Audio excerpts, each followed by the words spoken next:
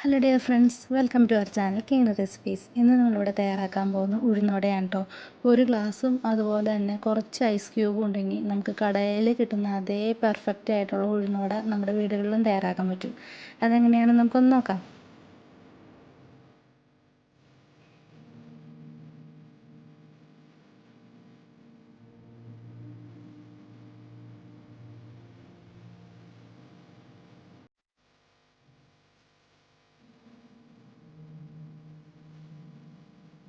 അതിനായിട്ട് ഞാനിവിടെ ഒരു കപ്പിൻ്റെ അടുത്ത് ഉഴുന്ന് പരിപ്പ് ഇതുപോലെ വെള്ളത്തിലിട്ട് കുതിർത്തെടുത്തിട്ടുണ്ട് കേട്ടോ.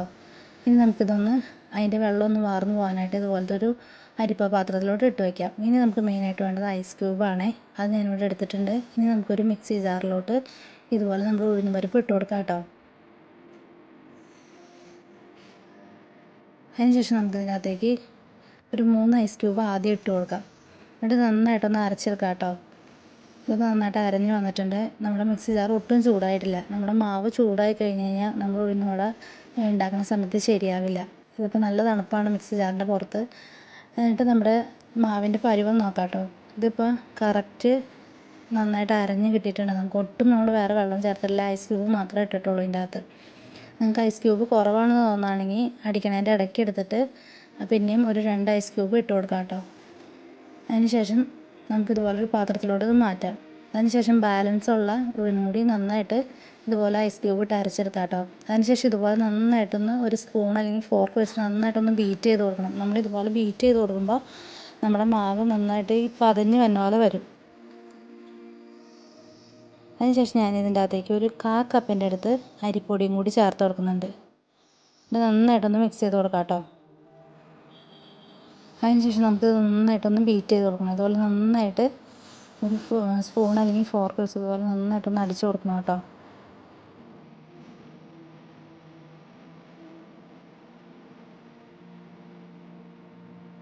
ഇനി നമുക്ക് ഇതിൻ്റെ അകത്തേക്ക് ഒരു ടീസ്പൂൺ അടുത്ത് ഉപ്പും കൂടി ചേർത്ത് കൊടുക്കാം. നമ്മൾ എടുത്തേക്കണ ഉഴുന്നിൻ്റെ അനുസരിച്ച് ഉപ്പിൻ്റെ അളവ് കൂടുകയും കുറയുകയൊക്കെ ചെയ്യും കേട്ടോ. ഉപ്പിൻ്റെ ടേസ്റ്റ് നോക്കിയിട്ട് ഇട്ട് കൊടുക്കണം കേട്ടോ ഉപ്പ്. ഇതുപോലെ നന്നായിട്ടൊന്ന് മിക്സ് ചെയ്ത് നമ്മളിതുപോലെ നന്നായിട്ട് മിക്സ് ചെയ്യണ സമയത്ത് നമ്മുടെ ഉഴുന്നൊന്ന് പതുക്കെ ഒന്ന് വീറി വരും. നമുക്ക് ഇതിൻ്റെ അകത്ത് വേറെ സോഡാപ്പൊടിയോ ബേക്കിംഗ് സോഡയോ ഒന്നും ചേർക്കേണ്ട ആവശ്യമില്ല. നമ്മളിത് എണ്ണയിലിട്ട് വറക്കുന്ന സമയത്ത് ഇത് നന്നായിട്ട് വീറി വരും കേട്ടോ. ഇനിയിപ്പോൾ നമുക്ക് ഇതിനകത്ത് ഈ ബാലൻസ് സാധനങ്ങൾ ചേർക്കാം. അതിനായിട്ട് ഞാനിവിടെ ചെറുള്ളിയാണ് ചേർത്ത് കൊടുത്തേക്കണത്. സവോളേനേലും നല്ലത് ചെറുള്ളിയാണ് കേട്ടോ. അതിനുശേഷം പച്ചമുളക്, അതുപോലെ തന്നെ ഒരു ടീസ്പൂണിൻ്റെ അടുത്ത് ജീരകവും ഒരു ടീസ്പൂണിൻ്റെ അടുത്ത് കുരുമുളക് പൊടിയും കൂടി ഇട്ട് കൊടുത്തിട്ടുണ്ട്. അതിനുശേഷം നന്നായിട്ട് വീണ്ടും നമുക്കൊന്ന് മിക്സ് ചെയ്ത് കൊടുക്കാം. നമ്മൾ സവോള ചേർത്ത് കഴിഞ്ഞാൽ സവോളയിൽ വെള്ളത്തിൻ്റെ അളവ് കൂടുതലായതുകൊണ്ട് നമ്മുടെ മാവിന് കുറച്ചും കൂടി വെള്ളമയം വരും. അതിനേലും നല്ലത് ചെറുള്ളിയാണ്. ടേസ്റ്റും ചെറുള്ളി ചേർക്കുമ്പോഴാണ് കേട്ടോ വരാം. അതിനുശേഷം നന്നായിട്ട് ഇതുപോലെ ഒന്ന് വീണ്ടും നമുക്കൊന്ന് പതപ്പിച്ചെടുക്കാം.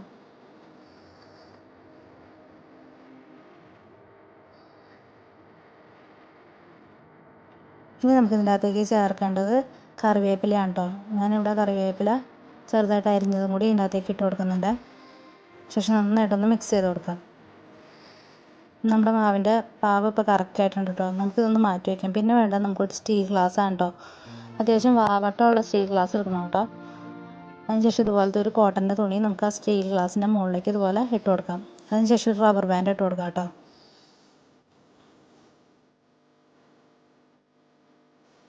ഇനി നമുക്ക് വേണ്ടത് ഒരു പ്ലാസ്റ്റിക് കവറാണ്. നിങ്ങൾക്ക് വേണമെങ്കിൽ പാലൊക്കെ മേടിക്കുമ്പോൾ കിട്ടുന്ന കവറില്ലേ, അതും യൂസ് ചെയ്യാം. ഞാനിവിടെ വെച്ചേക്കുന്നത് പാൽ മേടിച്ചപ്പോൾ കിട്ടിയ കവറാണ്. ഞങ്ങൾ ഡയറിയിൽ നിന്ന് പാൽ മേടിക്കുമ്പോൾ ഇതുപോലത്തെ കവറിലാണ് കേട്ടോ പാൽ കിട്ടും.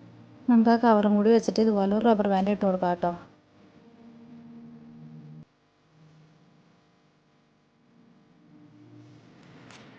ഇനി നമുക്ക് ഇതിന് മുകളിലായിട്ട് അല്പം വെള്ളം ഇതുപോലെ ഒന്ന് തടവി കൊടുക്കാം കേട്ടോ. അതിനുശേഷം നമ്മൾ റെഡിയാക്കി വെച്ചാണ് മാവ് ഇതിന് മുകളിലേക്ക് ഇതുപോലെ ഇട്ട് കൊടുക്കാം.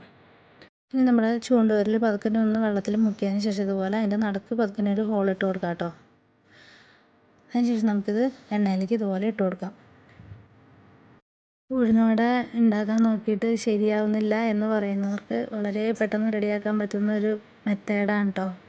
ഇതുപോലെ ഉഴുന്നുവട റെഡിയാക്കി കഴിഞ്ഞ് കഴിഞ്ഞാൽ ഒരിക്കലും ഫ്ലോപ്പ് ആവത്തില്ല. നമ്മുടെ ഉഴുന്നുവട പെർഫെക്റ്റായിട്ട് കടയിലൊക്കെ കിട്ടുന്ന പോലെ കിട്ടുകയും ചെയ്യും. ഇനി നമുക്ക് രണ്ട് വശവും ഒന്ന് നന്നായിട്ടൊന്ന് റോസ്റ്റ് ചെയ്തെടുക്കണം. അങ്ങനെ നമ്മുടെ ഉഴുന്നുവട റെഡിയായിട്ട് നമ്മൾ ചായക്കടയിൽ നിന്നൊക്കെ മേടിക്കുമ്പോൾ കിട്ടുന്ന അതേ രീതിയിൽ നന്നായിട്ട് വീറി വന്നിട്ടുണ്ട് നമ്മുടെ ഉഴുന്നുവട. ഇനി നമുക്ക് ബാലൻസ് ഉള്ള മാവും കൂടി ഇതുപോലെ ഒന്ന് വറുത്തെടുക്കാം. നമ്മളുടെ മാവിൽ വെള്ളം കൂടുതലായിട്ട് തോന്നുകയാണെന്നുണ്ടെങ്കിൽ നമുക്ക് 2 ടീസ്പൂൺ അരിപ്പൊടിയും കൂടി ചേർത്ത് കൊടുത്താൽ മതി. അരിപ്പൊടി ചേർക്കണ്ടേ എന്നുണ്ടെങ്കിൽ നമ്മുടെ ഉഴുന്ന് വെള്ളത്തിലിടുന്ന സമയത്ത് തന്നെ ഒരു 1/4 കപ്പിൻ്റെ അടുത്ത് അരി പച്ചരിയും കൂടി വെള്ളത്തിലിട്ടിട്ട് അരച്ചെടുത്താലും മതി കേട്ടോ. ഇതുപോലെ കറക്റ്റായിട്ട് നമ്മൾ ചെയ്യുകയാണെന്നുണ്ടെങ്കിൽ നമുക്ക് ചായക്കടയിൽ നിന്നൊക്കെ മേടിക്കണ പോലെ നല്ല പെർഫെക്റ്റ് ആയിട്ടുള്ള ഉഴുന്നുവട വളരെ പെട്ടെന്ന് തയ്യാറാക്കി എടുക്കാൻ പറ്റും കേട്ടോ. നല്ല സോഫ്റ്റാണ്, അതുപോലെ തന്നെ പുറത്ത് നല്ല ക്രഞ്ചിയാണ് നമ്മുടെ ഉഴുന്നുവട. നമുക്ക് ഉഴുന്നുവടയുടെ കൂടെ കഴിക്കാനായിട്ട് നമുക്കൊരു തേങ്ങ ചമ്മന്തിയും കൂടി അരച്ചെടുക്കാം കേട്ടോ. അതിനായിട്ട് ഞാനിവിടെ 1/2 കപ്പിൻ്റെ അടുത്ത് തേങ്ങ എടുത്തിട്ടുണ്ട്. അതുപോലെ തന്നെ ഒരു 2 ടീസ്പൂണിൻ്റെ അടുത്ത് നമ്മുടെ വറുത്ത കപ്പലണ്ടി ഇഡ്ഡലി അതെടുത്തിട്ടുണ്ട്. പിന്നെ ഒരു 4 ചെറിയ ഉള്ളി, ഒരു പച്ചമുളക്, പിന്നെ ഒരു ചെറിയ കഷ്ണം ഇഞ്ചി, പിന്നെ ഒരല്പം വെള്ളം കൂടി ഇട്ടിട്ട് നമുക്ക് നന്നായിട്ടൊന്ന് അരച്ചെടുക്കാം കേട്ടോ.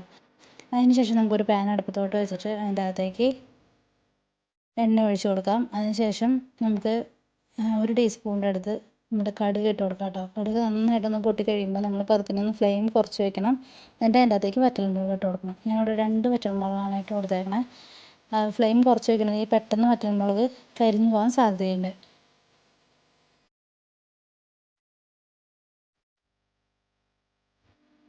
ഇനി നമുക്ക് ഇതിനകത്തേക്ക് ചെറിയ ഉള്ളി ഒരു 4 എണ്ണം ചെറുതായിട്ട് വട്ടത്തിൽ അരിഞ്ഞേക്കണേയും കൂടി ഇട്ട് കൊടുക്കാം കേട്ടോ. ഇത് നന്നായിട്ടൊന്ന് ഇളക്കി കൊടുക്കാം. അതിനുശേഷം നമുക്ക് ഇതിനകത്തേക്ക് ഒരല്പം കറിവേപ്പിലയും കൂടി ഇട്ട് കൊടുക്കാം. ഞാനിവിടെ ഒരു തണ്ട് കറിവേപ്പിലയാണ് ഇട്ട് കൊടുത്തേക്കണേ. നന്നായിട്ടൊന്ന് വാടി കഴിയുമ്പോൾ നമുക്ക് ഇതിനകത്തേക്ക് നമ്മൾ നേരത്തെ തയ്യാറാക്കി വെച്ചാണ് തേങ്ങ അരച്ച് വെച്ചേക്കുന്നത് ഒഴിച്ച് കൊടുക്കാം കേട്ടോ. അതിനുശേഷം നന്നായിട്ടൊന്ന് മിക്സ് ചെയ്ത് കൊടുക്കാം. ഇനി നമ്മുടെ ഇതിൻ്റെ അകത്തേക്ക് അല്പം ഉപ്പും കൂടി ഇട്ട് കൊടുക്കാം. നമ്മുടെ ഉപ്പിൻ്റെ ടേസ്റ്റ് നോക്കിയിട്ട് കുറവാണെന്നുണ്ടെങ്കിൽ ഇട്ട് കൊടുക്കണം കേട്ടോ വീണ്ടും. ഇനി നേരത്തെ നമ്മൾ അരച്ച് വെച്ചായിരുന്ന മിക്സിയുടെ ജാറിൻ്റെ അകത്ത് ഒരല്പം വെള്ളം കൂടി ഒഴിച്ചിട്ട് ഒന്ന് കലക്കി ഒഴിക്കാം കേട്ടോ.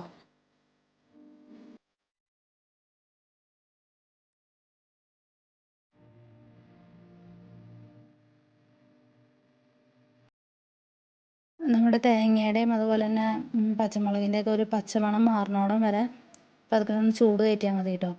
അതിനുശേഷം പതുക്കെ ഒന്ന് തള വന്ന് കഴിയുമ്പോഴേക്കും നമുക്കിതൊന്ന് ഓഫ് ചെയ്യാം. പിന്നെ നമുക്കിതൊരു പാത്രത്തിലോട്ട് മാറ്റാം കേട്ടോ. അങ്ങനെ നമ്മുടെ ഉഴുന്നുവടയ്ക്ക് ഉള്ള തേങ്ങ വെച്ചുള്ള ചമ്മന്തി റെഡി ആയിട്ടുണ്ട്. വളരെ ടേസ്റ്റിയാണ്. മുളകിൻ്റെ ടേസ്റ്റ് അനുസരിച്ച് ഓരോരുത്തർക്കും ഓരോ രീതിയായിരിക്കുമല്ലോ മുളക്. ഇതിപ്പോൾ മുളക് കൂടുതൽ വേണമെന്നുള്ളവർ ഞാനിവിടെ ഒരു പച്ചമുളക് ഇട്ടിട്ടുള്ളൂ. വേണമെങ്കിൽ അത് 2 പച്ചമുളക് ആക്കാം കേട്ടോ. ഈ ഒരു പച്ചമുളക് അത്യാവശ്യം എരിവുള്ളതായിരുന്നു. അത് കാരണമാണ് ഞാൻ ഒരെണ്ണം ഇട്ടത്. നമ്മുടെ കയ്യിലുള്ള പച്ചമുളകിൻ്റെ എരിവ് അനുസരിച്ച് വേണം ഇടാൻ. അതിനുശേഷം നമുക്ക് കറിവേപ്പില വെച്ച് ഒന്ന് ഡെക്കറേറ്റ് ചെയ്യാം. അങ്ങനെ നമ്മുടെ വടയുടെ ചട്നിയും റെഡി ആയിട്ടുണ്ട്. വളരെ പെട്ടെന്ന്, അധികം നേരത്തെ സമയനഷ്ടമൊന്നുമില്ല. വളരെ പെട്ടെന്ന് തയ്യാറാക്കാൻ പറ്റുന്ന ഒരു ഉഴുന്നുവടയും അതിന് മാച്ച് ചെയ്യണ ഒരു തേങ്ങ വെച്ചുള്ള ചമ്മന്തിയാണ് കേട്ടോ ഇന്ന് നമ്മൾ കാണിച്ചത്. എല്ലാവർക്കും ഇഷ്ടപ്പെട്ടു എന്ന് വിചാരിക്കുന്നു. ഇഷ്ടപ്പെട്ടിട്ടുണ്ടെങ്കിൽ എല്ലാവരും എൻ്റെ ചാനലൊന്ന് ലൈക്ക് ചെയ്യണം.